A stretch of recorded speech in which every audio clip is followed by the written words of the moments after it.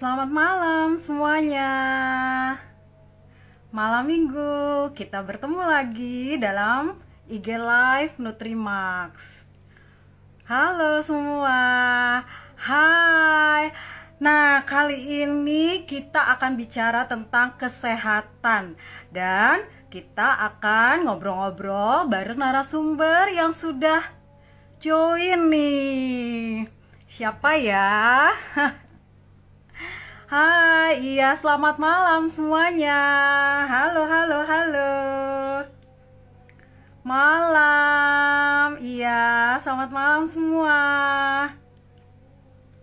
Wah, sudah rame nih. Nah, malam ini sahabat-sahabat Nutrimax khususnya Slim Fighters. Nah, siapa nih Slim Fighters ya? Stay tune, jangan kemana-mana. Kita akan bahas topik yang penting banget ini hari ini, seru banget. Topiknya saya pin dulu. Obesitas dari oh no sampai OMG.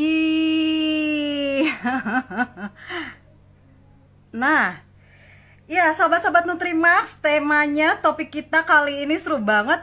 Obesitas dari oh no sampai OMG. Siapa nih yang relate banget dengan topik malam ini? Kita langsung saja undang narasumber kita, yaitu dokter cantik. Nah, sahabat-sahabat Nutrimax, udah penasaran dong siapa ya? Langsung aja ya sahabat Nutrimax ya, sudah join nih bersama dengan kita. Kita invite dulu. Ya. Nah. Hai Dokter Grace. Selamat malam. Wah, seneng banget. Sahabat-sahabat Nutrimax, kita udah bisa mulai nih malam ini karena Dokter Grace sudah hadir bersama-sama dengan kita. Wah, cantiknya Dokter Grace. Nah, sahabat-sahabat Nutrimax, nggak asing lagi loh sebenarnya Dokter Grace sudah banyak sebetulnya diliput nih ya. Kalau sering googling pasti udah banyak tuh yang bahas tentang Dokter Grace.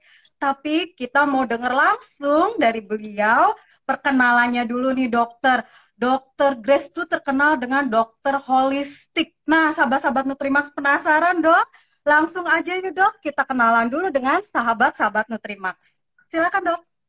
Oke, selamat malam sahabat-sahabat Nutrimax. Semoga semuanya sehat selalu, bahagia sejahtera, dan senang banget ternyata dari seluruh penjuru Indonesia ada semua pendengar di Nutrimax ya. Terima kasih sahabat Nutrimax semua. Salam kenal, saya Dr. Grace Hananta. Saya adalah seorang holistic health consultant di mana saya berfokuskan diri saya itu terhadap kesejahteraan dan kesehatan keseluruhan dari pasien-pasien saya. Jadi lebih mengutamakan bahwa sehat itu harus semua aspek. Ya, karena holistik kita bicara semua aspek. Jadi kita bicara bagaimana pasien itu harus tahu dan teredukasi mengenai kesehatan secara fisiknya, merawat tubuhnya itu dengan baik gitu ya.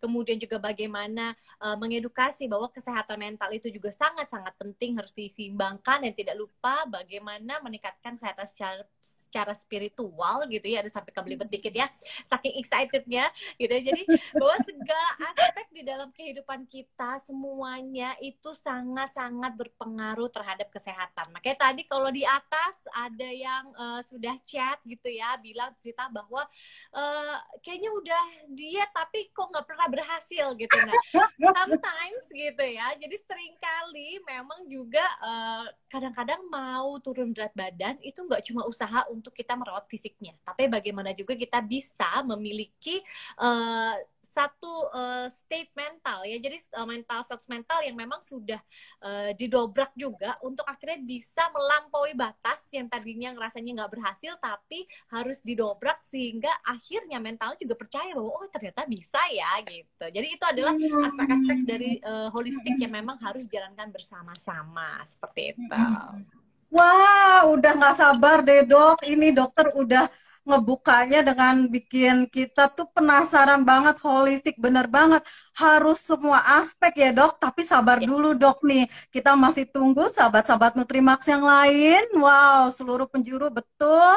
Nah, sahabat-sahabat Nutrimax yang baru join, tema malam ini adalah obesitas dari oh no sampai OMG. Nah, apa-apa aja sih yang oh no, apa-apa aja yang bikin OMG? Kita akan bahas malam ini dengan Dokter Grace Hananta. Nah, oke deh, udah banyak banget pertanyaan. Langsung aja ya, Dok ya. Kita bahas tentang kegemukan. Nah, obesitas, kegemukan, tapi ada juga orang yang sering ngomongin overweight ya, Dok ya. Jadi, ini kita kasih penjelasan dulu, apa sih bedanya antara overweight dengan obesitas, Dok? Gimana, Dok? Oke, jadi kalau overweight itu kita bicara memang kelebihan berat badan. Jadi kita kan punya yang namanya standar nih ceritanya secara internasional kita punya standar angka gitu ya untuk berat badan ideal yaitu kita sebut sebagai IMT kan, indeks massa tubuh. Jadi kalau ternyata indeks massa tubuhnya itu adalah 18,5 sampai dengan 25 hasilnya maka memang itu ideal. Tapi kalau sudah di atas 25 kita sebutnya sebagai overweight atau kelebihan berat badan atau kita bilangnya gemuk lah orangnya gitu ya. Tapi kalau kita mau ngomongin bahwa sebetulnya bedanya apa nih sama obesitas? Nah, kalau obesitas itu adalah sudah lebih daripada overweight atau kegemukan yang dinilainya saja angkanya itu sudah di atas 30.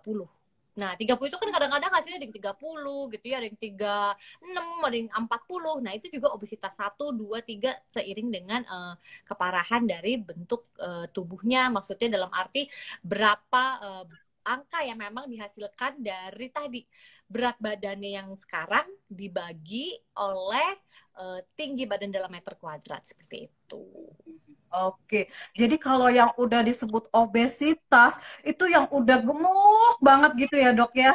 Jadi kalau masih overweight, masih ada kesempatan deh buat makan-makan bebas gitu ya. Besok aja dietnya, kan belum obes. Tapi ya Oke. Mbak Erni ya, kita juga harus paham. Tadi kan Mbak Erni bilang, oh berarti kalau obesitas itu yang lebih parah daripada kegemukan, daripada overweight gitu kan. Nah, tapi semua nih sahabat-sahabat Nutrimax juga harus memahami bahwa ada juga yang namanya obesitas sentral.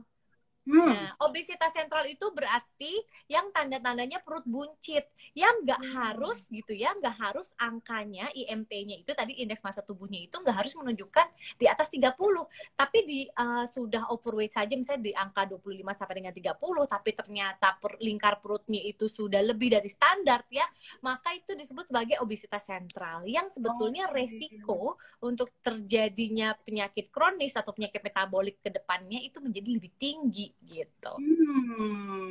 Tuh kan, aduh, udah makin seru nih, dok. Sebelum kita lanjut ke nanti tuh yang klimaksnya penyakit-penyakit tadi, kita bahas dulu tentang metabolisme nih dok. Sering ya, kalau misalnya nih beli produk penurun berat badan, terus nggak efek nih dok. Terus kata yang jualnya, iya ibu, soalnya tergantung masing-masing metabolismenya beda-beda. Gitu dok. Nah itu sebenarnya apa sih dok metabolisme itu? Ya, jadi memang metabolisme adalah bagaimana tubuh kita itu memproses makanan ya, atau memproses hal dalam tubuh kita untuk menjadi energi, gitu kan. Nah, kemudian kalau misalnya ternyata tipe-tipe manusia ini kan pasti berbeda-beda, nggak bisa satu orang sama dengan yang lainnya, gitu ya. Jadi pada saat seseorang itu, oh ternyata memang dia metabolismenya lambat. Jadi contohnya kalau misalnya dia minum kopi itu efek kopinya bisa lama gitu ya. Kalau misalnya yang cepet, maksudnya langsung berasa greng, tapi kemudian dia cepet turun lagi. Jadi sebetulnya reseptor-reseptor setiap orang itu berbeda-beda pastinya, gitu. Makanya kadang-kadang ya memang harus dilihat juga. Kok yang satu makannya banyak, tapi dia langsing-langsing aja. Kok saya baru makan sedikit, kok tiba-tiba maksudnya berat badan udah naik. Nah itu juga dipengaruhi oleh hormon-hormon, gitu ya. Sehingga hormon-hormon yang memang tidak balance atau tidak seimbang itu juga bisa membuat kita itu memiliki kesulitan lah dalam menurunkan berat badan. Jadi harus tahu triknya seperti apa gitu. Salah satunya juga misalnya ada hormon-hormon yang terganggu, misalnya tiroid. Hipotiroid kan juga bisa mengganggu metabolisme ya, sehingga menjadi juga lebih cepat gemuk, kemudian juga mengganggu bahkan sampai jantungnya nggak enak, susah fokus, gemeter, kemudian juga wah pokoknya ada banyak sekali yang terjadi kalau misalnya ternyata hormonal itu tidak seimbang seperti itu. Jadi ya, sahabat-sahabat Nutrimax, faktornya memang banyak banget ya dok ya. Nah, tapi Ya, kan yang paling sering nih dok, kita nggak sadar kalau yang si orang obesitas ini tuh nggak ngeh aja gitu, yang makan-makan aja gitu kan. Nah, tahu-tahu pakaiannya tuh udah sempit gitu. Terus abis gitu beli baju size-nya sudah harus yang lebih besar. Baru kemudian orang-orang yang di sekitarnya baru ngomong, ih kamu gemukan deh gitu kan. Nah, sebetulnya supaya kita bisa tahu dok, selain dari kita nimbang berat badan. Tadi kan IMT dokter sudah kasih informasi ya bahwa tadi berat badannya dibagi dengan tinggi dalam meter dikuadratkan ya dok ya. Nah, tapi kok kita nggak sadar gitu loh dok, maksudnya kita nggak ngeh aja gitu loh, selama baju masih muat ya it's okay gitu, mungkin beli bajunya kan yang longgar-longgar ya dok ya, jadi nggak berasa kalau udah kegemukan gitu. Nah itu ada kategorinya sebenarnya, yang normal tuh gimana selain tadi dari IMT, kemudian yang overweight gimana, kemudian yang obes gimana gitu dok, ada ukuran-ukuran atau pengukuran lain nggak dok? oke, nah memang kalau kita lihat mau kita golongkan, oh ini normal ideal, oh ini overweight, oh misalnya ini obesitas itu pasti dengan pengukuran IMT tadi tuh Mbak Erni gitu ya. Tapi kalau kita ngomongin obesitas sentral yang perutnya buncit, tapi ternyata saya kan kurus, maksudnya langsing, tangan kecil, kaki kecil, tapi ternyata kalau pakai celana kayaknya, aduh bagian perut sesek banget nih gitu ya. Dan ternyata itu adalah obesitas sentral tadi, yang memang ukurannya adalah kalau pria itu dikatakan obesitas sentral kalau lingkarnya itu di atas 90 cm. Kalau wanita itu di atas 80 cm. Seperti itu. Oleh karena itu memang kalau dibilang obesitas itu ya harus tahu dulu nih obesitas semuanya satu badan yang besar gitu ya, atau misalnya emang obesitas yang sentral. Itu sih yang bedanya dengan yang pengukuran Oke. IMT. Berarti hati-hati juga ya sama perut ya. Harus siapin meteran ya dok ya. Iya, coba mungkin kalau Harus siapin sekarang lihat ke meteran. bawah, kira-kira ban pinggangnya kelihatan nggak? Atau kancing celananya kelihatan nggak?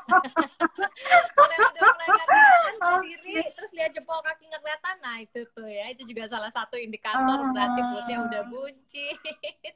Oke. Nah, ini pertanyaan banyak. Tadi dokter sempat singgung juga nih. Kebanyakan kan kita tahu nih, kalau pola makan yang nggak sehat, yang berlebih, itulah tuh penyebabnya tuh obesitas.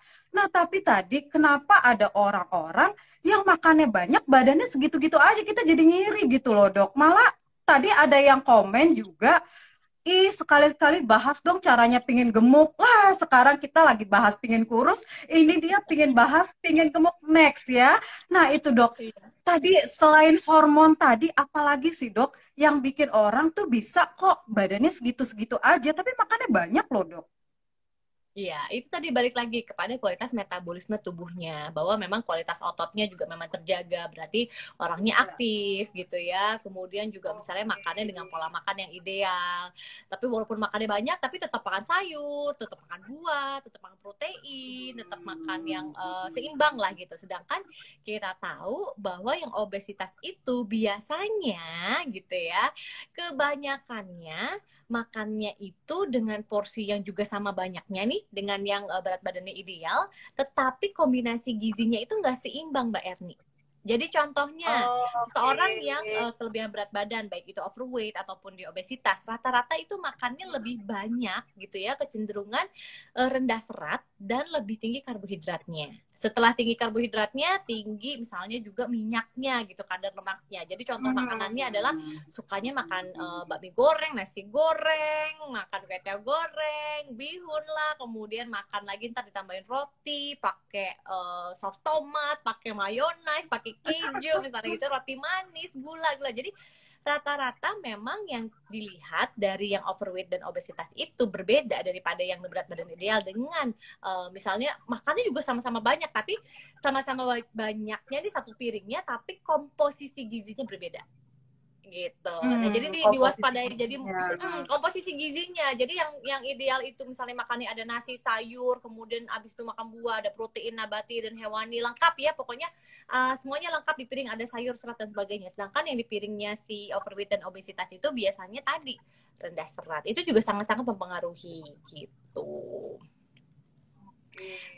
Nah, Oke. kalau misalnya dok satu keluarga gitu ya, berarti kan makannya tuh mirip-mirip lah karena satu kali masak gitu bareng. Tapi ada yang gemuk, ada yang biasa biasa aja. Nah, itu kenapa tuh dok? Ya, biasanya dipengaruhi oleh yang kalau kelebihan berat badan, misalnya setelah makan bersama dengan keluarganya, ada cemilan-cemilan tuh yang nambah biasanya. Ah, Ya kan, jadi cemilan-cemilan itu biasanya udah makan bareng nih, pagi makan bareng, siang makan bareng, bareng atau malam makan bareng gitu. Tapi mungkin di sela-selanya yang satu mungkin lebih suka nyemil kue-kue, lebih suka makan yang asin-asin, kemudian makan lagi mungkin, aduh kayaknya tadi makan belum kenyang, rasanya belum puas, ada sesuatu yang mendorong gitu ya, mendorong untuk akhirnya mencari makanan lain gitu. Akhirnya yaudah deh aku makan bakso aja deh, nggak pakai bihun tapi baksonya aja gitu. Tapi kan tetap menambah kalori gitu ya setidaknya. Jadi memang kebanyakan terjadinya adalah seperti itu. Kalau kita bicara di luar dari hormon-hormon, tidak keseimbangan hormon tadi ya. Tapi memang kebanyakan juga perempuan-perempuan, wanita-wanita gitu ya. Akhirnya bisa jadi timbal balik, hormon yang tidak seimbang menyebabkan kegendutan, tapi akhirnya obesitas atau kegemukan itu bisa mengganggu keseimbangan dari hormonnya juga, akhirnya jadi kayak yang siklus yang tidak pernah selesai kayak gitu. Oke. Iya, ngomongin tadi masalah cemilan, Dok. Nah, ini ada pertanyaan, ada nggak cemilan yang namanya ya kalau lapar mata gitu kan pengennya langsung makan gitu, cemilan yang bikin tetap langsing. Ada nggak, Dok? Bukan Cemilan bikin bakso tetap gitu. langsing. Oke, cemilan Heeh. bikin tetap langsing adalah yang pasti itu sumbernya dari alami. Karena kalau sumbernya dari alami itu biasanya pastikan penuh gizi, kemudian tinggi serat juga gitu ya. Contoh-contohnya apa? Misalnya buah-buahan, kacang-kacangan. Tapi kacang-kacangan juga kita harus tahu porsinya, misalnya hanya segenggam saja. Kemudian juga kalau mau cemilan yang lebih sehat lagi, misalnya kita pilih sesuatu yang rendah kalori, bisa apa ya? Kalau saya sih sukanya kalau memang ada misalnya boleh deh cookies-cookies yang misalnya memang sudah diproduksi tapi dalam bentuk-bentuk yang memang kalorinya sudah terukur dan sebagainya gitu. Tapi yang paling Iya, sehat iya, semua dari iya. alam. Jadi saya selalu sarankan buah sih karena memang di sela-sela itu kalau kita bisa makan buah, maka kita tuh bisa menambahkan vitamin mineral alami di dalam tubuh kita yang fungsinya mereka itu sebetulnya tidak hanya sehat dalam arti oh buah alami, tetapi mereka tuh punya vitamin mineral yang mendukung proses metabolisme tubuh kita. Nah ini nih yang tadi tunggu-tunggukan. Apa sih yang bisa bikin naik metabolisme juga gitu ya? Kalau yang kayaknya saya kok susah banget nih turun berat badannya, salah satunya adalah dengan sayuran dan buah-buahan gitu. Jadi kalau misalnya cemilannya sudah masuk buah-buahan gitu ya, nah itu berarti juga akan membantu tubuh kita itu juga memiliki proses metabolisme yang lebih baik. Tapi buah-buahan seperti apa? Nggak boleh asal buah-buahan. Saya tuh buahnya cuma suka pisang dong. Saya tuh buahnya cuma suka mangga. Saya cuma suka durian. Aduh itu kayaknya semua juga yang serba tinggi banget ya, maksudnya tinggi gula fruktosanya gitu ya, tinggi energinya lah, kandungan energinya. Jadi sehingga kalau makan itu juga seperti kan pengganti karbohidrat juga. Jadi kadang-kadang wah kalau kelebihan gula-gulaan seperti ini juga kita mengganggu hormon-hormon, contohnya insulin lah, kemudian kita mengganggu hormon leptin, grelin dan sebagainya. Jadi kalau mau buah-buahan apa nih untuk cemilan yang tinggi serat, contohnya apa tuh? Boleh tuh yang namanya rujak serut ya, tapi dipisah, bumbunya dipisahin. Jadi kita makan dikit-dikit aja, tapi buahnya kan ada jambunya, kita ada Bengkoang. bangkuangnya, gitu ya, ada ubinya, ada apanya gitu. Tapi semua dalam porsi juga yang secukupnya gitu. Oke, wah makin banyak nih pertanyaan-pertanyaan. Sabar dulu ya, sahabat-sahabat Nutrimax, Slim Fighters ya. Udah nggak sabar, kita masih lanjut dulu. Nah, ini dok, ada beberapa kan orang banyak ya tipe-tipe model-model dietnya nih. Nah, ada yang namanya dietnya diet golongan darah ya dari dokter naturopati juga Peter D. Adamo. Nah, itu katanya kan mempengaruhi pencernaan juga. Nah, gimana menurut pandangan dokter tuh? Kita udah tahu nih golongan darah kita. terus kita obesitas. Nah, eh, secara holistik lah, secara dari pandangan dokter, gimana dok untuk diet yang golongan darah? Oke, jadi secara saya sebagai dokter holistik memandang gitu ya, diet golongan darah itu merupakan salah satu alternatif gitu. Jadi tidak hanya kalau misalnya kita bicara mengenai oke, kita diet golongan darah itu berarti adalah yang terbaik, tidak gitu. Karena tadi respon tubuh kita itu kan berbeda-beda. Tapi kalau yang paling utama adalah kita harus moderation atau beragam. Jadi nggak bisa kalau misalnya di diet golongan darah misalnya kita tahu oke, kalau golongan darah O itu adalah golongan yang bisa makan daging-dagingan merah, kemudian dia juga nggak boleh makan nasi, terus kemudian dia juga nggak boleh yang maksudnya terlalu banyak yang gluten kalau O nih ya, terus kemudian dia harus banyak buah sayur gitu. Ya it's good gitu, kita ikutin aja. Tapi memang setiap kali kita makan, kalau kita mau bicara masalah keseimbangan, yang penting adalah karbohidrat, protein nabati, protein hewani, lemak sehat, vitamin dan mineral gitu. Kalau misalnya ternyata golongan darah O itu tidak cocok dengan misalnya nasi atau gluten, ya sudah, berarti kita bisa mengganti atau substitusi. Misalnya dengan oke, kalau gitu makan yang golongan darah O ini jangan pakai nasi deh, jangan pakai, atau nasinya dikurangin hanya sedikit saja, sayurnya lebih dibanyakin gitu, sehingga nanti karbohidratnya ditambahkan dari buah-buah, makan pisang misalnya, atau nanti di sela-selanya makan ubi manis dan sebagainya. Nah, kalau golongan darah B misalnya, B itu kan dia biasanya boleh tuh misalnya makan makanan kayak ikan-ikanan, kemudian makan-makan daging gitu boleh. Tapi golongan darah B ternyata dikatakan nggak boleh makan ayam nih katanya, Iya. gitu ya. Kan ada yang bilang nggak boleh makan ayam kebanyakan gitu kan. Iya. Tapi nanti misalnya bagusnya apa gitu. Terus masih boleh makan greens dan sebagainya. Nah, ya sudah, yang penting moderation saja. Kalau golongan darah A itu biasanya yang paling agak rumit ya, karena misalnya kan sistem imun, misalnya saya juga baca penelitian, memang sistem imun di golongan darah A itu memang lebih gampang inflamasi dibandingkan dengan yang lain. Tapi kan balik lagi, itu kan penelitian yang memang harus terus diuji terus sampai kita benar-benar memahami bahwa memang kenapa si golongan darah A ini misalnya dia lebih sensitif. Jadi makannya juga harus yang hati-hati, nggak boleh terlalu banyak yang namanya alkohol, nggak boleh terlalu banyak yang namanya minum kafein yang seperti itu. Ya kalau AB juga jadi dia nggak boleh alkohol atau kafein gitu, jadi kurangin. Kemudian juga dia kalau A itu harus lebih ke vegetarian, malah maksudnya bukan yang tipikal makan makanan protein hewani, tapi dia kalau bisa lebih vegetarian golongan darah A. Kalau yang AB dia bisa lebih moderation. Tapi intinya Mbak Erni dari semuanya, kalau kita mau turun berat badan nih, misalnya seseorang ini obesitas gitu ya, itu kan berarti sudah ada inflamasi di dalam tubuhnya, sehingga tuh tubuhnya itu juga mengalami hal yang namanya kalau misalnya kita makan sesuatu yang membuat kita inflamasi juga, maka akhirnya tubuh itu kan menjadi double inflamasinya.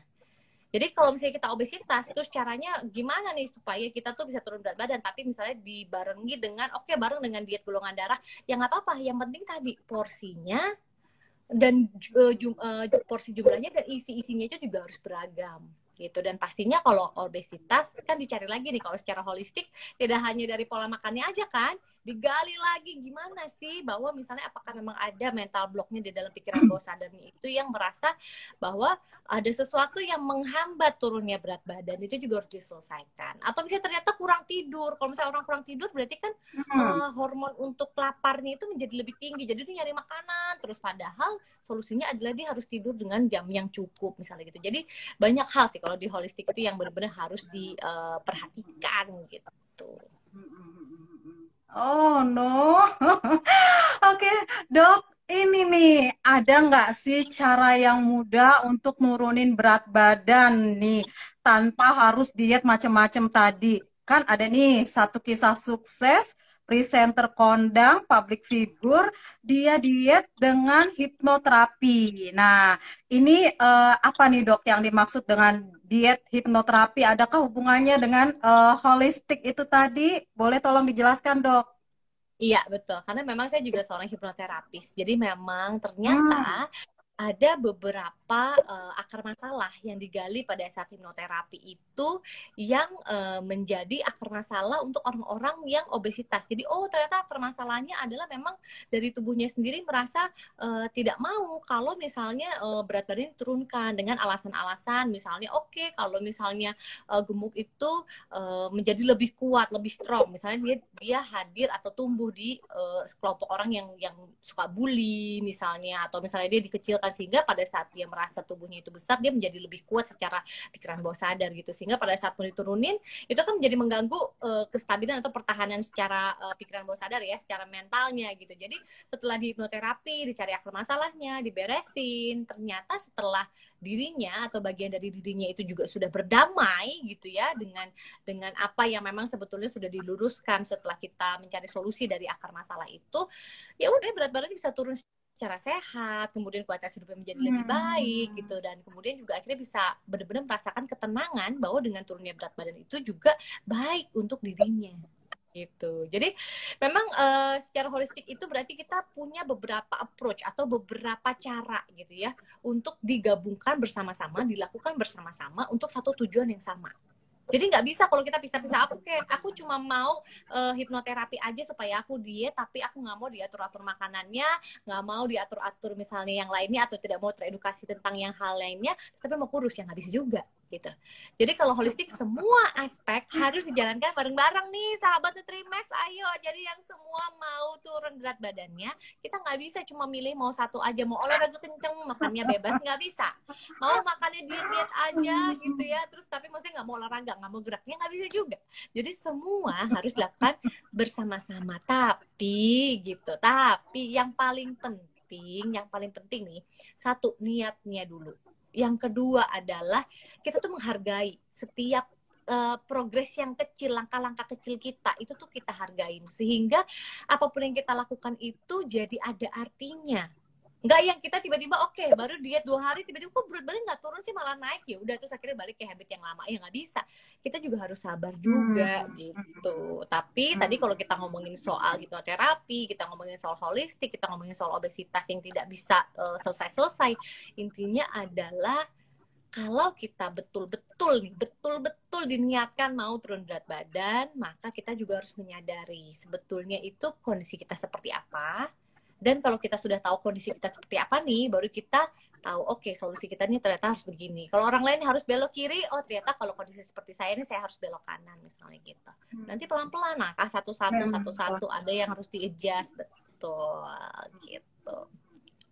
Memang masing-masing orang beda-beda ya dok ya untuk treatmentnya, penanganannya berarti ya. Betul. Oke, dok, nih masih masuk dalam yang no ini nih, bedanya membakar kalori dengan membakar lemak itu gimana sih dok, perbedaannya? Karena kadang-kadang kita kan kalau pakai aplikasi-aplikasi, kita pakai jalan 6.000 langkah, kalori yang terbakar sekian gitu. Tapi lemaknya di perut nih masih gelambir-gelambir aja gitu. Kita pencet nih, pagernya masih banyak gitu. Nah, gimana gimana caranya bisa memaksimalkan gitu dok untuk membakar lemaknya nih yang dibakar gitu. Gimana dok?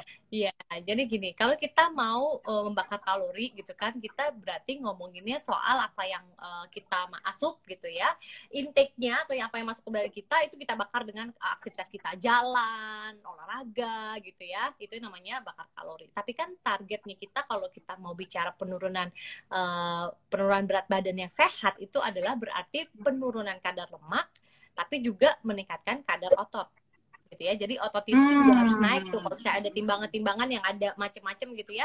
Nah, lemaknya harus turun, ototnya harus naik, itu adalah yang paling benar. Nah, caranya gimana supaya untuk bisa menurunkan kadar lemak? Yang pertama adalah kita harus tahu bahwa exercise kita atau olahraga kita atau aktivitas kita itu memang sudah akhirnya cukup untuk atau efisien gitu ya untuk akhirnya membakar lemak agar menjadi energi Maka oleh karena itu lemak di dalam tubuh kita terpecahkan untuk jadi energi. Nah, caranya seperti apa? Caranya adalah misalnya sebelum kita olahraga, kita makan dulu nih sedikit supaya kita nggak lemes-lemes banget ya. Kita makan dulu saya buah pisang 1 atau setengah, kemudian kita olahraga. Setelah kadar gula di dalam darah kita sudah habis sebagai energi pada saat kita exercise, tapi tubuh itu maksudnya masih terus exercise, maka dia akan memecah si lemak gitu. Nah, salah satu yang berikutnya adalah kita juga setelah misalnya sebelum olahraga makan sumber energi, bisa juga nggak usah makan pisang, tapi 1 jam sebelumnya kita makan makanan lengkap. Contohnya adalah protein hewani, protein nabati ya, yang fungsinya adalah untuk membangun otot. Kemudian kita juga makan karbohidrat secukupnya serta buah dan sayur untuk benar-benar bisa ada gizi, vitamin, mineral yang baik nih untuk persiapan kita olahraga. Jadi pada saat kita olahraga, kemudian denyut jantung kita tadi ada yang nanya tuh kalau nggak salah denyut jantung yang baik seperti apa gitu ya. Nah kemudian kita bisa akhirnya memecah si lemak. Tapi yang paling penting kalau kita bicara denyut jantung maksimal gitu ya, kadang-kadang kita aktivitas biasa atau jalan saja kan tidak naik tuh ke situ.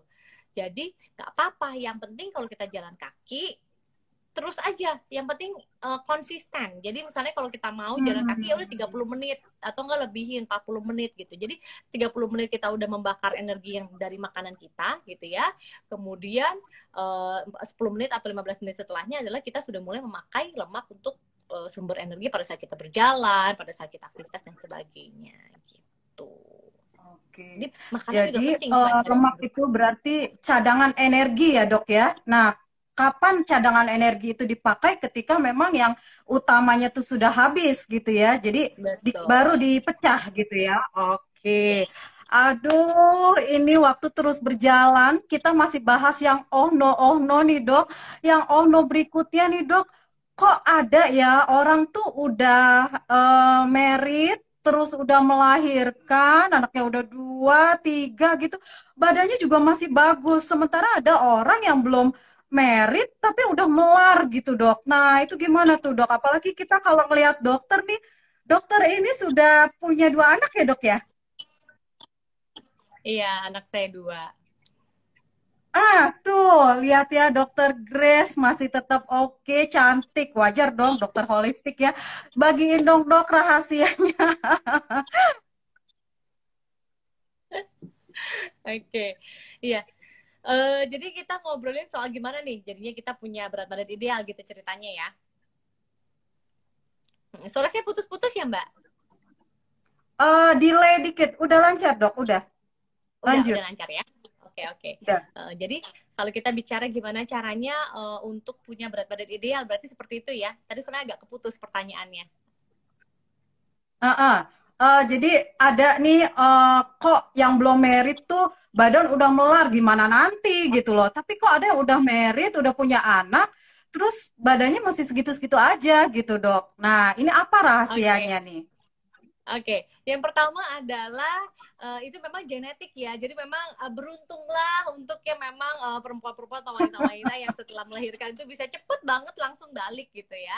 Tapi selain genetik itu juga sebenarnya ada usaha di baliknya gitu ya. Ada usaha adalah dalam arti berarti pada saat memang sebelum punya anak, sebelum hamil gitu ya, memang sudah punya keseimbangan. Misalnya dalam arti memang hidupnya aktif, kemudian pola makannya juga seimbang, protein ya, sayur-sayuran juga dimakan, kemudian juga makannya beragam gitu. Jadi tidak hanya yang suka roti saja, atau tidak suka hanya misalnya nasi saja yang lebih banyak dan lauk saja tanpa sayur gitu. Jadi biasanya itu sudah terbentuk selain genetik, faktor tadi, faktor aktivitas hidup ya. Jadi baik makan, aktivitas fisik dan sebagainya gitu.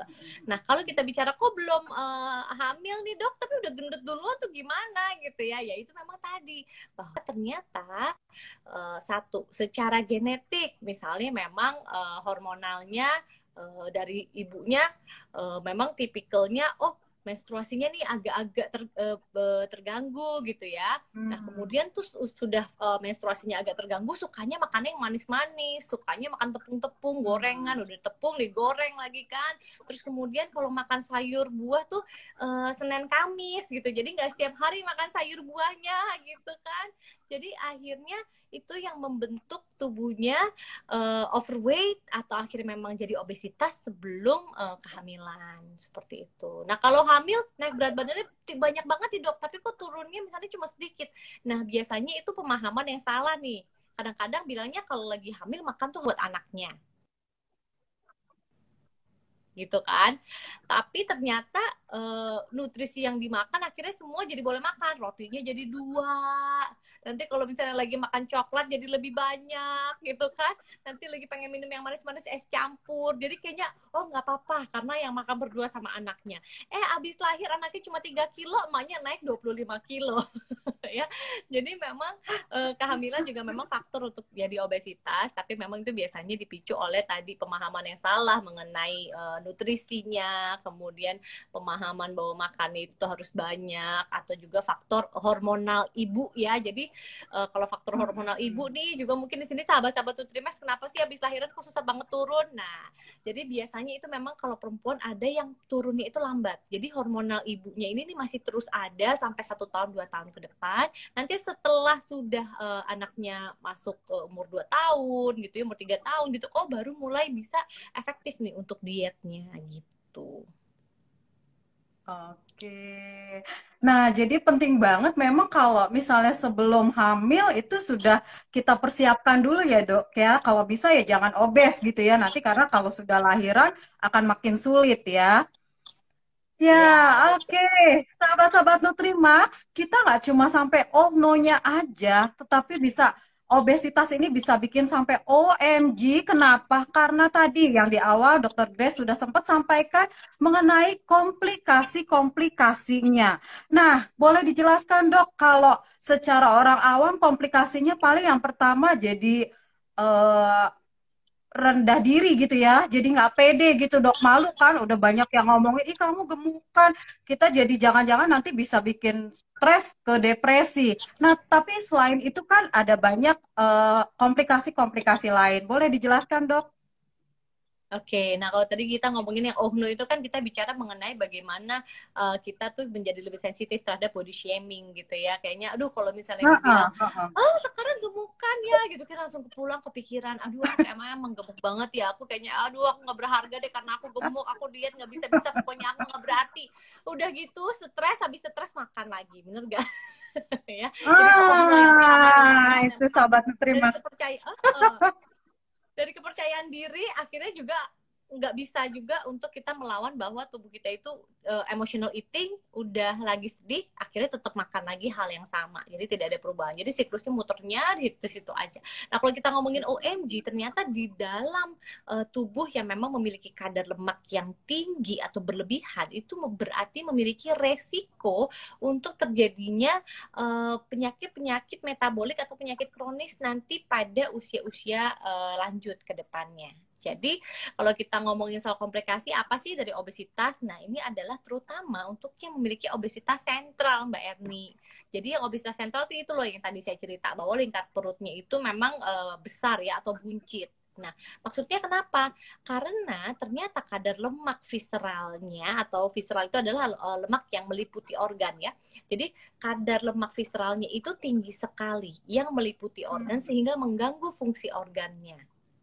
Oleh karena itu, yang buncit-buncit lebih tinggi resikonya terhadap penyakit jantung, terhadap fatty liver, kemudian terhadap maksudnya kita bicaranya gangguan pencernaan, kemudian juga kita bicara banyaklah penyakit diabetes ya, kita ngomong juga resistensi insulin itu apabila memang obesitas sentral.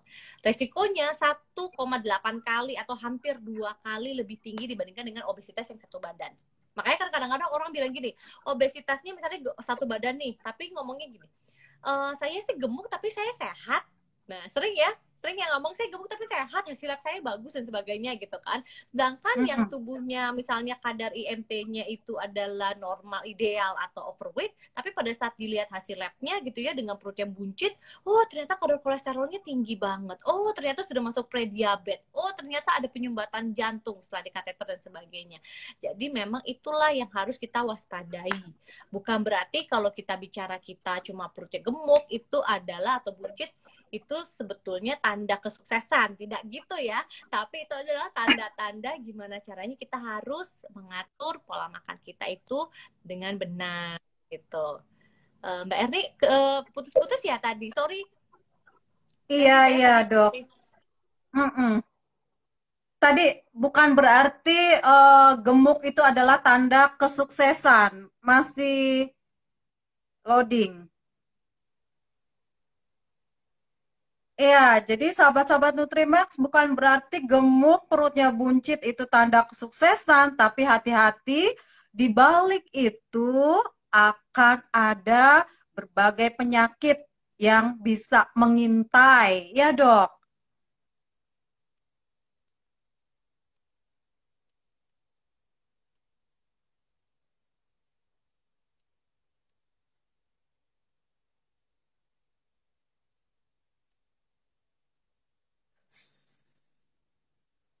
Iya, kita akan tunggu Dokter Grace kembali.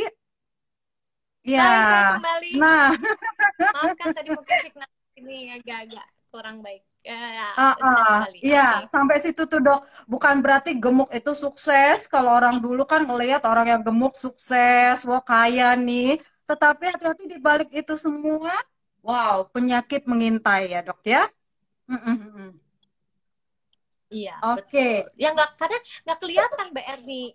Orang bilang kan kayaknya gemuk tuh Mm, mm, aku sehat kok, walaupun aku gemuk aku sehat gitu. Walaupun perutnya buncit, aduh kolesterol baru naik dikit lah, normal lah kalau di atas 40 mm, tahun kolesterolnya mm, naik. mm, mm, Normal lah kalau mm, di atas 40 tahun tensinya mm, naik. Aduh normal lah, ini itu mm, semua dianggapnya normal. mm, mm, Padahal sebetulnya mm, kita tuh mm. punya pilihan loh untuk bener-bener normal yang beneran itu tuh seperti apa, dan itu juga bisa terjadi. Seperti Tidak apa? hanya kita merasa kayaknya semakin kita usia tua fungsi organ kita harus turun, enggak.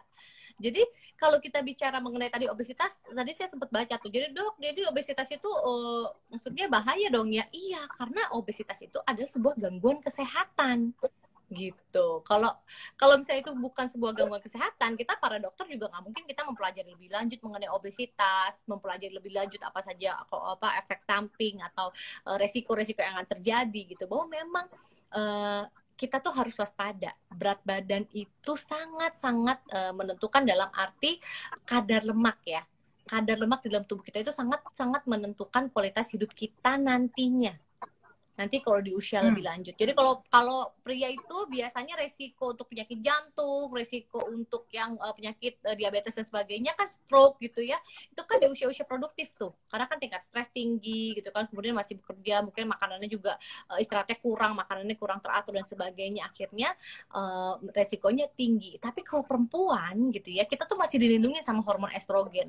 Nanti setelah Hmm. usia-usia menopause baru resiko-resiko penyakit tadi kronis itu baru muncul gitu. Jadi kenapa kalau ibu-ibu itu resiko untuk diabetesnya itu kalau sudah setelah menopause? Oh baru muncul. Oh ternyata baru prediabetes. Setelah itu habis dari prediabetes nggak tahu, nggak sadar, nggak cek, nggak jaga makan. Oh jadi diabetes. Jadi akhirnya kualitas hidupnya pada saat tua itu jadi tidak nyaman. Karena apa? Harus minum obat-obatan terus. Kemudian akhirnya kalau kegemukan apa yang paling ditakutkan? Osteoartritis atau radang sendi. Hmm.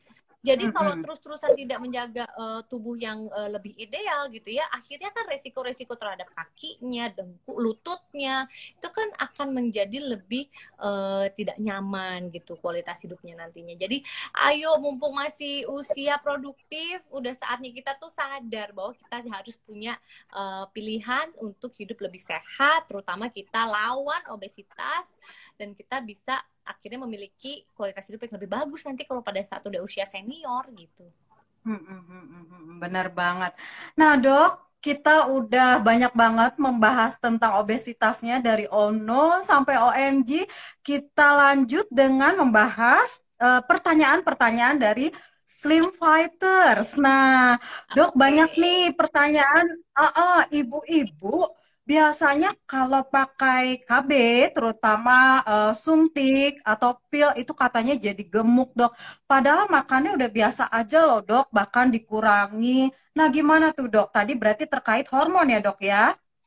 Ya, jadi memang terkait terhadap hormon, kalau misalnya KB memang Bu ada resiko untuk terjadinya kenaikan berat badan. Oleh karena itu, bagaimana cara menyeimbangkannya? Salah satunya adalah harus aktif. Jadi punya olahraga yang memang lebih rutin setiap harinya. Nggak perlu yang susah-susah. Jadi misalnya jalan pagi saja 30 menit itu saja sudah cukup membantu. Kemudian pemilihan pola makannya juga setiap hari jangan ada gorengan. Jadi gorengannya misalnya cuma Senin, Rabu, Jumat, sisanya mungkin lebih diolahnya di bisa dipepes atau bisa dikuah atau misalnya lebih dibakar atau digrill ya, supaya memang terjadi keseimbangan. Dan sayur harus ada setiap kali makan, buah juga harus ada setiap hari. Itu akan membantu untuk metabolismenya menjadi lebih seimbang gitu kan.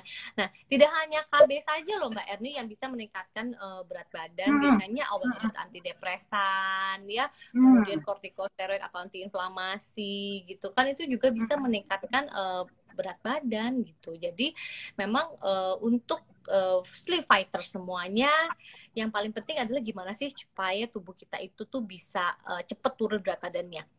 Saya kasih tahu rahasianya. Rahasianya adalah kita harus bisa menyembuhkan peradangan. Jadi menyembuhkan peradangan di dalam tubuh kita. Apa yang disebut dengan peradangan? Contohnya adalah, oh ternyata kita itu tubuhnya nggak cukup, nggak kuat nih sama tepung-tepungan, sama gluten misalnya. Nah kalau kita masuk gluten secara kita tidak sadari, kita jadi ada inflamasi. Nah dengan adanya inflamasi kita juga akhirnya jadi tambah gemuk dan sebagainya. Jadi kita atasi dulu. Gimana caranya? Stop peradangannya dengan cara stop memberikan memberikan tubuh kita itu tepung. Jadi kalau misalnya ada kebakaran, kita tuh jangan siram bensin gitu ke dalam tubuh kita. Jadi gimana caranya malah kita memberikan sesuatu supaya kebakaran di dalam tubuh kita ini menjadi lebih padam gitu ya. Setelah padam pasti tubuh kita akan mau untuk lebih menuju kepada ukuran yang lebih ideal gitu. Nah, apa saja yang bisa menyebabkan inflamasi? Tadi kan tepung-tepungan ya. Salah satunya yang lain adalah gula-gulaan. Yang berikutnya adalah kombinasi antara tepung dan gula digoreng gitu. Wow. Nah, itu yang benar-benar kalau misalnya emang kita mau punya tubuh yang sehat, tadi satu-satunya cara pertama kali stop peradangan dulu. Gitu. Oke. Nah, ini penting banget sahabat Nutrimax Slim Fighters ya. Kita kadang makan hanya pikir yang penting kenyang aja. Ternyata banyak makanan-makanan yang memicu peradangan. Itu tadi tips rahasia yang penting banget, kunci supaya kalau diet itu bisa berhasil ya dok ya. Hindari tepung, gula, minyak. Benar. Oke. Iya dok, ini ada pertanyaan nih. Artis sekaligus desainer kondang ya kan kemarin-kemarin tuh sempat heboh. Dia itu dalam waktu singkat, nah, itu turun berat badannya sekitar 20 kilo. Nah, itu gimana tuh, Dok? Eh, takutnya ya, ada pengalaman-pengalaman sahabat Nutrimax juga turunnya cepat, tapi naiknya akan cepat juga, efek yoyo. Nah, gimana mencegah efek yoyo itu, Dok? Oke, ini juga penting banget untuk disimak untuk seluruh slim fighters ya, sahabat-sahabat Nutrimax semua. Pada saat kita diet gitu ya, apabila kita cuma diet ya tidak disupport oleh metabolisme booster misalnya gitu ya, maka kita akan mengurangi asupan makanan kita. Jadi misalnya kalori yang kita butuhkan misalnya dalam sehari itu 1.600 atau 2.000 misalnya gitu. Tapi kita kadang-kadang kurangin, kita tekan terus sampai misalnya di bawah 1.000. Tekan lagi supaya kita bisa turun lagi sampai di bawah 600 kalori misalnya gitu ya. Berarti kan metabolisme kita tuh akan turun. Nah, kalau misalnya metabolisme kita akan turun gitu ya, berarti pada saat nanti di dalam tubuh kita itu terjadi yang namanya ketidakseimbangan leptin dan grelin. Intinya adalah kalau misalnya kita diet dengan pola makan yang terlalu sedikit, metabolisme kita ikut turun gitu ya, maka hormon rasa lapar nanti cravingnya itu akan lebih tinggi. Jadi pada saat kita turun, terus kita yoyo karena apa? Akhirnya jadi setelah kita ngerasa oke, target kita sudah tercapai nih, tubuh kita tuh pinter. Oke, targetnya kamu udah tercapai ya gitu ya. Oke, kalau gitu sekarang saya mau seneng-seneng lagi.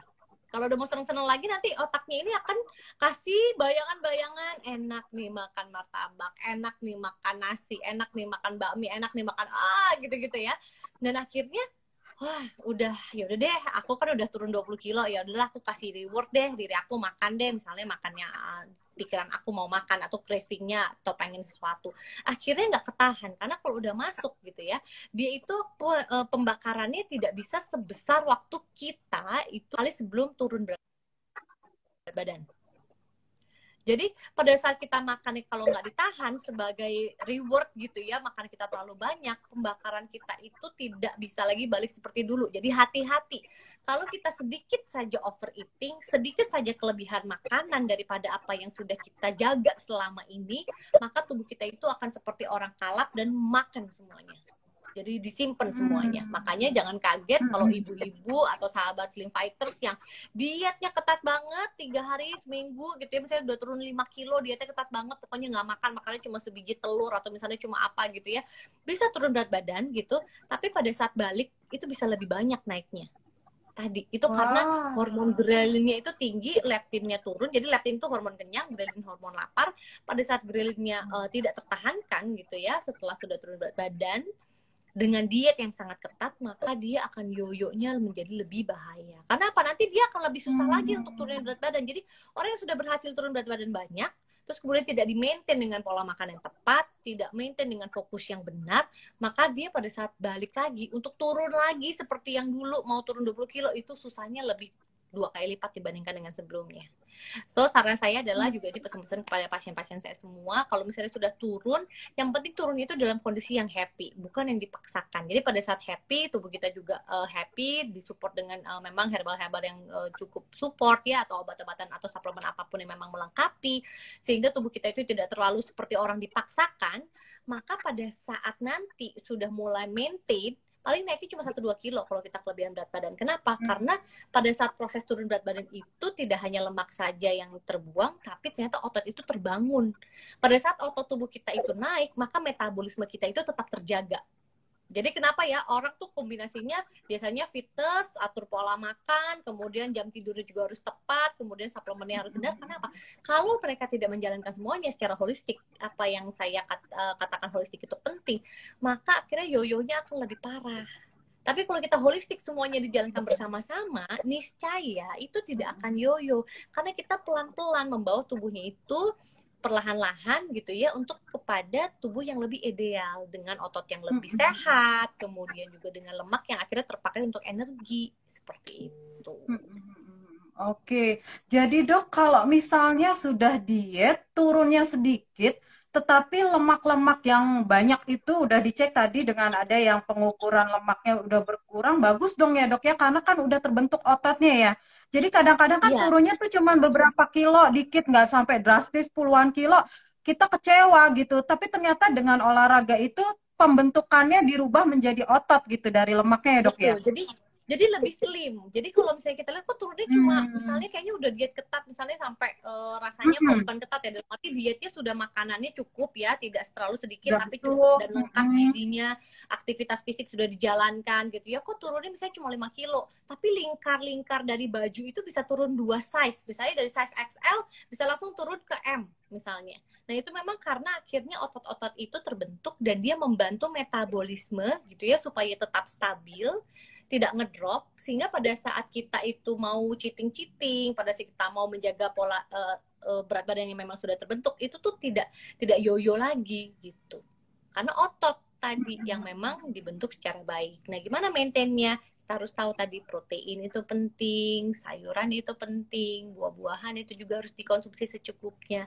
Dan karbohidrat juga penting, tapi cari sumbernya yang memang lebih alami. Kenapa? Karena seratnya sangat baik untuk membantu menyeimbangkan penyerapan supaya tidak berlebihan gitu. Oke. Dok, ini ada pertanyaan. Kalau orang gemuk tuh di lehernya, dok, suka ada item-item tapi digosok-gosok nggak bisa hilang. Bukan daki gitu, dok. Nah, itu apa, dok? Tapi orang yang kurus nggak ada ya. Orang yang gemuk kebanyakan tuh ada garis-garis hitam gitu, dok. Itu bahaya nggak, Iya. dok? Nah, itu biasanya memang terjadi kalau lagi kehamilan kan. Kadang-kadang kehamilan itu terutama perempuan-perempuan gitu ya. Itu kan kalau misalnya lagi hamil itu semua lipatan jadi warnanya gelap.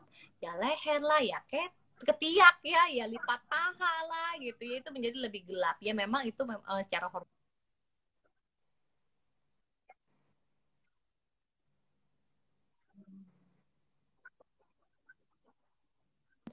pigmentasi di lokasi-lokasi seperti lipatan. Kan leher termasuk lipatan ya. Dicek juga biasanya kalau lipatan depan itu sudah ada, biasanya lipatan belakang juga menghitam juga gitu, ketiak dan di bawah payudara dan sebagainya kayak gitu-gitu memang bisa gitu. Mau dihilangkan Berarti nanti gimana? kalau sudah Banyak. stabil, Ya, kalau sudah kalau stabil bisa nanti normal dia lagi yes, kalau kita berat makannya badannya. sehat, ada buah dan sayur, berat badannya sudah lebih stabil ya, karena kita juga makan tadi gizi seimbang, sayur, buah, vitamin mineral alami, kulit kita itu akan lebih glowing, kulit kita itu akan lebih sehat karena mendapatkan vitamin yang lebih organik ya, mineral vitamin organik dari buah dan sayur, maka tubuh kita itu akan lebih elastis, baik kolagennya, elastinnya gitu ya, glowingnya. Jadi dia akan membuat kulit kita itu menjadi lebih seger. Kalau kita dietnya nggak seimbang, diet-diet yang kayaknya tidak memiliki nutrisi yang sangat baik, kurus tapi kelihatannya peyot, gitu kan. Tapi kalau kita dietnya seimbang, turun berat badan dengan wajah yang lebih glowing, kulit yang lebih elastis, yang seperti itu. Oke. Nah, ini Dok, tolong kasih tips dong Dok untuk yang susah banget nahan nafsu makan.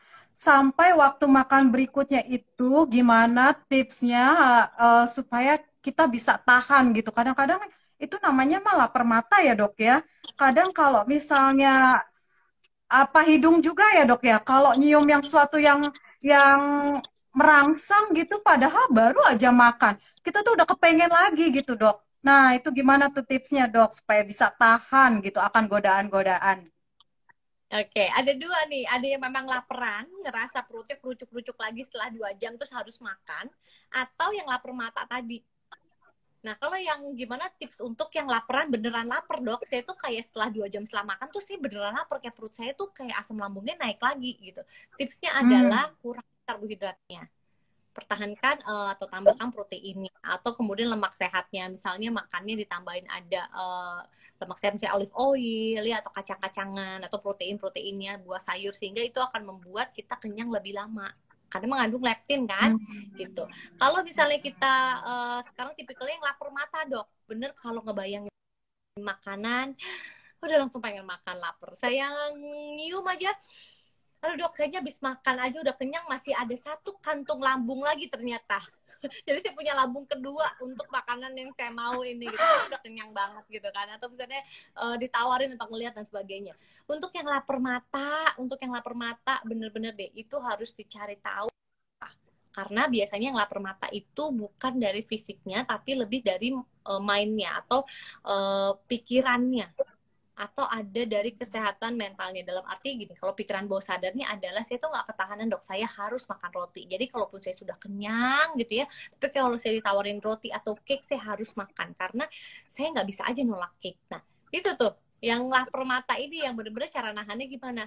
Satu tadi, bener-bener balik lagi, tanya ke diri sendiri, lawan diri sendiri, kenapa aku harus makan itu, kan udah kenyang, kenapa harus makan sesuatu yang kita mau. Misalnya kalau kita lapar mata, kenapa harus makan itu? Kalau misalnya ternyata memang nggak penting, nggak sebaik kita punya tubuh yang sehat, ya udah kita lawatin aja. Hai, sahabat Nutrimax, mohon maaf. Sayang banget. Ini maaf dok, ini ada gangguan, kurang tahu juga ini kenapa ini. Aduh, Oke. maaf ya sahabat Nutrimax, padahal lagi seru-serunya, dikit lagi loh. Kita bisa lanjutkan lagi ya dok ya, maaf ya dok. Kalau di saya Dokter bisa bisa dengar dengar ya? nggak? Suara saya Tapi kedengeran? nggak jelas, maksudnya kayak burem gitu, tapi kedengeran suaranya. Iya, iya sahabat Nutrimax, sinyalnya betul, iya, sinyalnya lagi sebetulnya tadi yang mau ditanyakan ini, aduh sayang banget ya. Maaf ya, sahabat Nutrimax.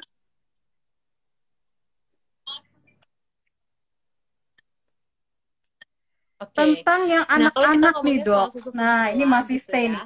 Untuk Di sini anak-anak, bunda-bunda kebanyakan semua, susu formula mama-mama yang swing jadi fighters juga obesitas. itu Itu juga harus bahaya nggak, Dok? memahami bahwa Itu, Dok. susu itu bukan makanan utama. Kalau misalnya kita bicara mengenai susu formula, dia hanya diperuntukkan sebagai tambahan nutrisi saja, Tetapi makanan utama itu tetap adalah harus gizi seimbang. Terus kan biasanya pertanyaannya jadi Hmm. lanjut, dok, tapi anak saya itu nggak suka makan, dok. Jadi kalau nggak suka makan, saya kasihnya susu gitu kan. Nah, tapi dia gemuk, dok. Maksudnya kan sehat gitu kan. Kalau misalnya anak itu walaupun cuma minumnya susu aja, tapi dia gemuk. Kalau kita bicara obesitas pada anak-anak, nah Hmm. ini Ya, harus ya. betul-betul diperhatikan. Kenapa? Kalau kita tidak maksudnya kita tidak menganggap bahwa ini adalah kondisi yang memang waspada ya untuk seorang anak, maka akhirnya anak ini nanti akan tumbuh menjadi seseorang yang gemuk di masa yang akan datang. Jadi kalau seorang obesitas anak-anak ini tidak dipantau dengan benar, maka dia akan terus tumbuh dengan pola yang sama gitu ya, dengan obesitas yang nantinya akan menimbulkan risiko penyakit kronis pasti jauh lebih tinggi dibandingkan dengan anak-anak yang tumbuh dengan berat badan ideal yang dihasilkan oleh memang pola makan yang ideal. Jadi gimana kalau misalnya anak-anak obesitas itu tapi suka susu formula gitu ya? Itu adalah otoritas dari seorang ibu untuk mengatur. Karena kalau enggak, anak-anak tuh taunya cuma enak aja minum susu, enak minum susu anget-anget sebelum tidur, pagi, siang, malam, dan sebagainya. Terus makanannya juga mungkinnya Hmm. lebih suka nasi-nasi, nggak mau makan sayur, dan sebagainya. Akhirnya jadi obesitas. Saran saya adalah diatur atau dikurangi susu formulanya. Awal-awal jangan dikurangin frekuensinya. Ya, jadi frekuensinya tetap aja, biarin dia maunya apa. Misalnya susu formulanya sukanya pagi, siang, malam misalnya gitu.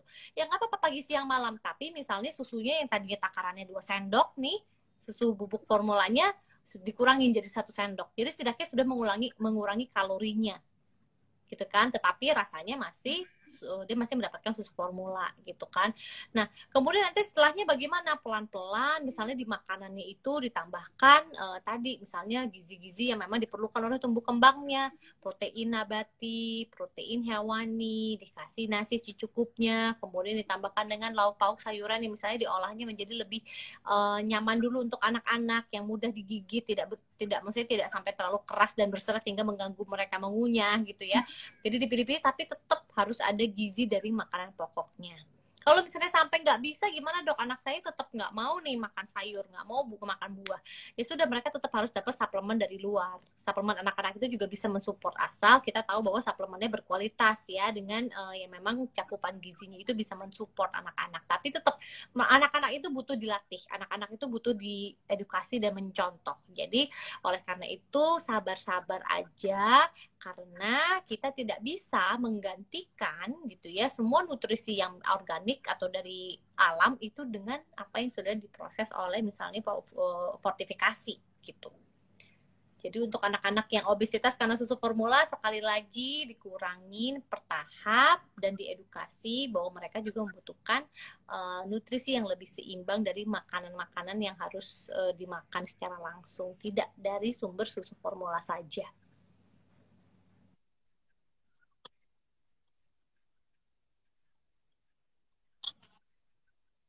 Lambat, nanti kasihan. Bener. Kasihan kan nanti udah gedenya Oke. tiba-tiba dia lebih Jadi gampang cepet udah lebih mudah harus betul-betul juga diabetes, diperhatikan ya dok lebih ya, mudah jangan penyakit sampai kronis. Oh terlambat ternyata gitu sudah ada ya. perlemakan Tadi hati otoritas dari usia ibu-ibu, muda, atau misalnya mama-mama. ternyata oh kolesterolnya tinggi di usia muda atau tensinya, kan kasihan gitu.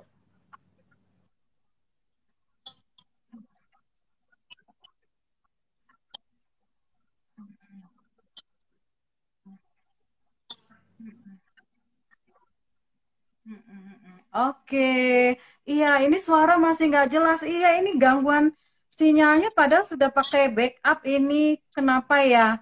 Nggak jelas ya. Iya, sobat-sobat Nutrimax sedikit lagi ya. Ini sayang banget kalau kita lewatkan. Terima kasih Dokter Grace sudah balik lagi bersama-sama dengan kita. Nah, sahabat-sahabat Next time nanti Nutrimax, kita bahas kita malam gimana ini caranya membahas dari tentang kurusnya. obesitas. Tapi ada pertanyaan-pertanyaan juga untuk yang masalah kurus pingin jadi gemuk. Next time ya, next time. Sekarang kita bahas yang obesitas. Heeh. Oke, sahabat Nutrimas, kita sampai di kesimpulan. Ya, terima kasih buat Dokter Grace. Kita minta tips ya secara holistik nih. Tadi memang masalah obesitas ini kalau diomongin panjang banget, bahkan udah sering, tapi kalau dipraktekin yang susah nih dok. Nah, Sekali lagi dok, boleh disimpulkan supaya ada insight buat kita seperti kayak ritual gitu ya. Oh, saya harus langsing atau gimana gitu dok, yang bisa kita praktekkan dengan mudah. Tadi bukan hanya sebenarnya ke fisik ya dok ya, tetapi tadi kepikiran kata dokter. Nah, boleh dok secara Oke, singkat sahabat Nutrimax, disimpulkan supaya para kita slim semua nih bisa fighters gitu ingat ya. Saya pesan-pesan juga dokter, dulu terutama pernah para mengalami kegemukan setelah saya slim fighters. melahirkan gitu ya. Tapi saya bisa kembali ke berat badan ideal karena semua itu saya yang pertama adalah jalaninya itu dengan niat. Yang pertama, satu yang niat, kemudian kalau kita bicara mengenai holistik itu berarti niat adalah kesiapan mental. Bagaimana saya mempersiapkan diri saya untuk akhirnya bisa merubah gitu ya, untuk akhirnya memilih makanan-makanan apa saja yang memang baik untuk proses penurunan berat badan saya. Jadi obesitas itu bisa kok diatasi. Asal yang pertama, satu, kita paham dulu kondisi kita. Yang kedua, kita paham apa saja yang harus kita lakukan. Yang berikutnya adalah kita harus benar-benar yakin dan konsisten dan sabar, karena nggak bisa kalau kita misalnya mau menjalankan proses penurunan berat badan dari obesitas menjadi lebih baik gitu ya. 1 kilo itu adalah sebuah perjalanan dan nggak harus 1 kilo, 100 gram penurunan saja itu adalah sebuah satu achievement atau pencapaian. Jadi kita harus terus menikmati pencapaian demi pencapaian walaupun kecil, tapi sabar adalah kuncinya. Nggak bisa kita menyamakan dengan orang, kayaknya dia baru 2 minggu diet aja udah turun 10 kilo. Aku misalnya 5 kilo misalnya, saya udah 2 minggu diet paling cuma turun 2 kilo.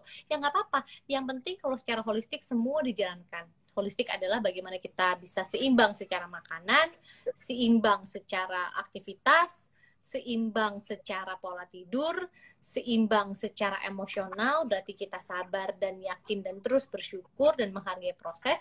Yang kelima adalah kita yakin bahwa apa yang kita lakukan adalah semua untuk kebaikan kita. Ingat, kebaikan kita, bukan kita diet untuk orang lain. Kalau kita diet untuk diri kita sendiri supaya kita lebih sehat, lebih bugar, lebih fit, lebih bertenaga, itu adalah untuk kebaikan dan perbaikan kualitas hidup kita, bukan untuk orang lain. Karena kita berarti dan berharga. Oleh karena itu, Slim Fighters bisa kok kita mendobrak yang angka timbangan kita untuk menjadi lebih sehat. Tapi itu dimulai dari mana? Dimulai dari kesiapan kita untuk mau berjuang dan melakukan semua hal yang memang diperlukan dalam prosesnya. Salam sehat, sahabat Nutrimax.